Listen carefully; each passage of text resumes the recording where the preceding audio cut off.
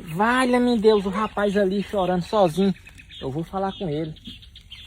Opa, meu amigo. Opa, rapaz. Rapaz, tá aí chorando. O que foi que houve?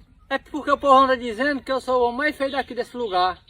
Mas rapaz, mas você não é o homem mais feio desse lugar, pois o mais feio daqui, já vi o povo contar, que ele mora bem ali, é bem pertinho de um bar, tem até um orelhão perto, é fácil de encontrar.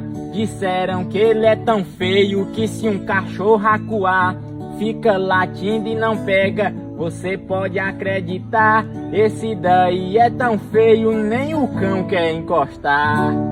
É de uma casa verde? É de uma casa verde mesmo. É eu, mano.